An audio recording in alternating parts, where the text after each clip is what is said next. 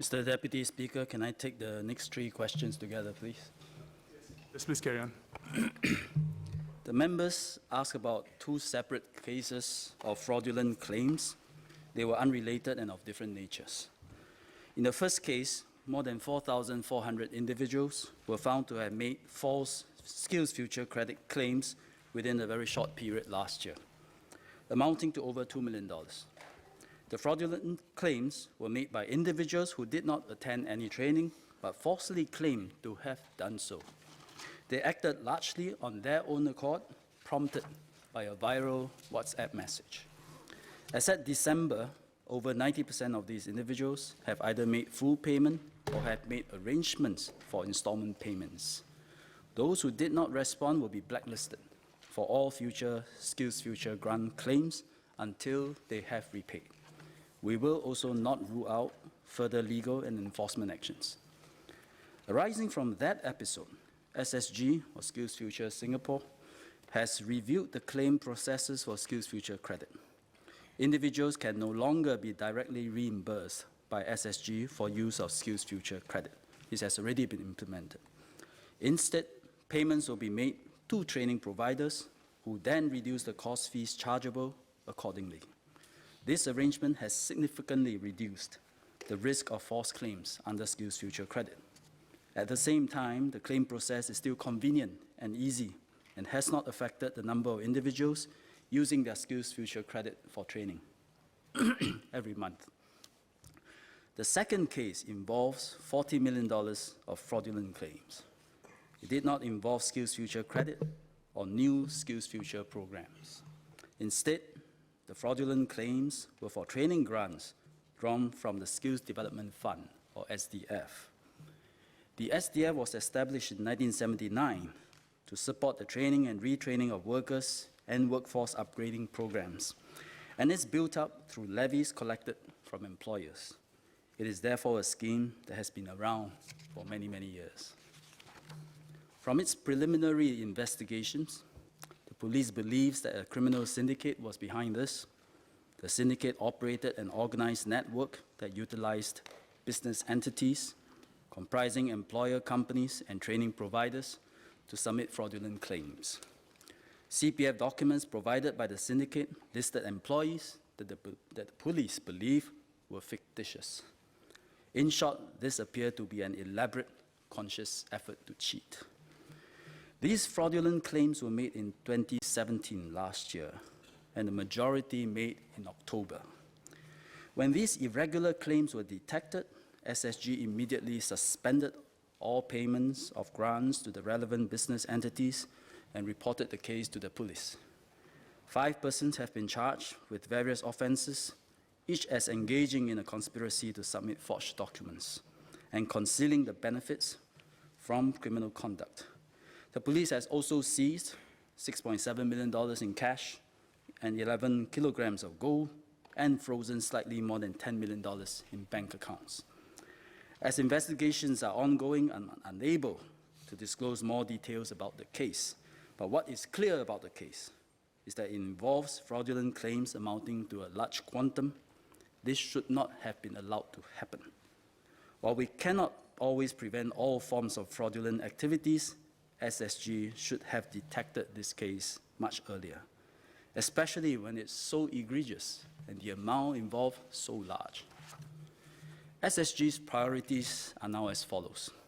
First, work with the enforcement agencies on the current prosecution to ensure that any perpetrators will face the full consequences of the law. Secondly, systemically plow through other claims it has received over the last year. And thankfully, so far, there is no evidence of other cases of a similar nature. Thirdly, and very urgently, improve the system of fraud detection, checks, and audits.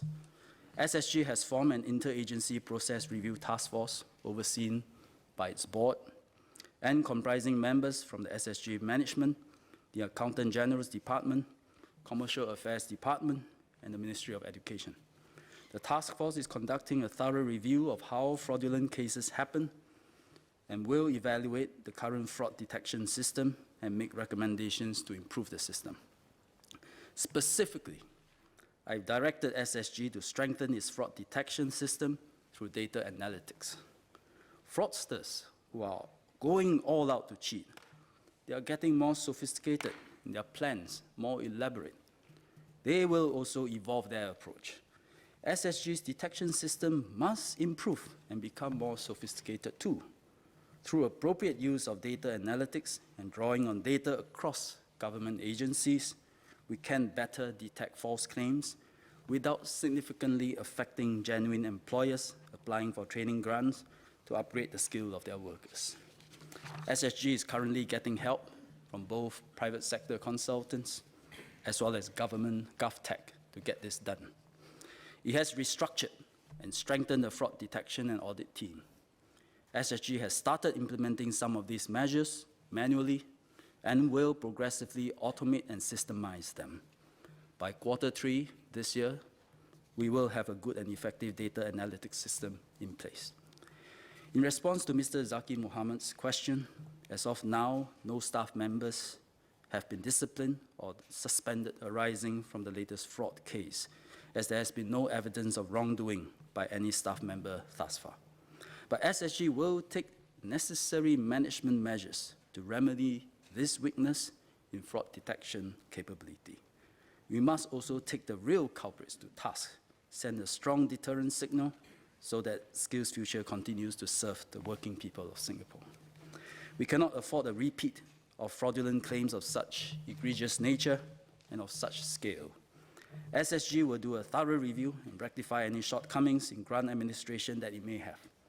But at the same time, we should not allow this case to detract from the important task of reskilling, upskilling our workforce in this period of technological disruptions and economic restructuring. Mr. Patrick Tay.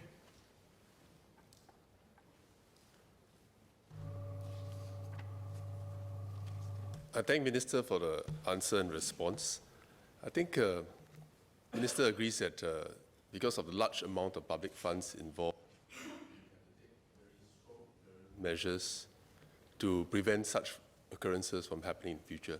So will the ministry consider raising the bar, in fact having greater sanctions and also harsher penalties in the review for the SDF Levy Act as well as related legislation involving public funds?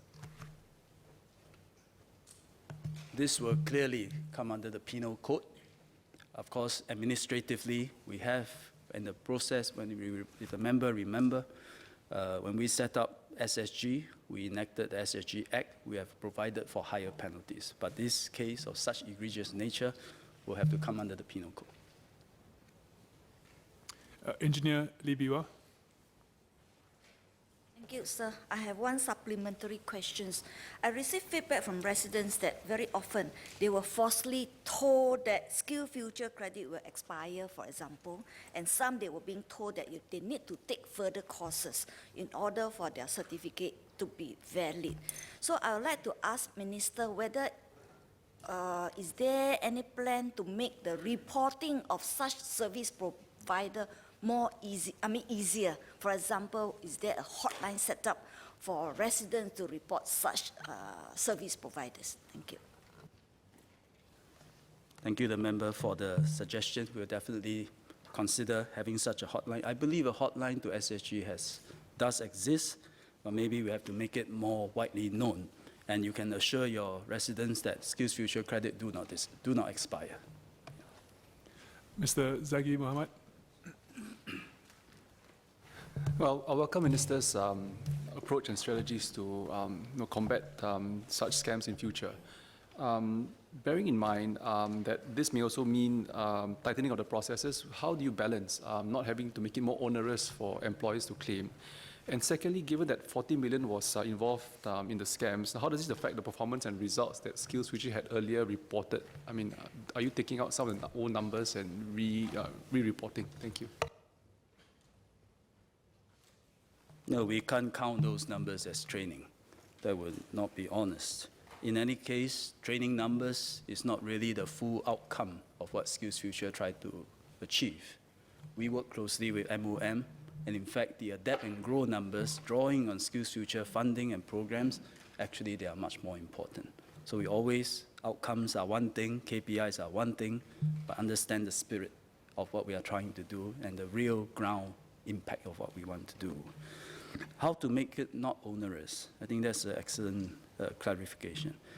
The natural instinct is to, because this thing happened, let's double check everything and let's check a huge number and then we impede the whole system. That's when genuine employers who want to train their workers will get affected. But we don't have to do that, and if you do that, you end up actually putting your effort in the wrong areas.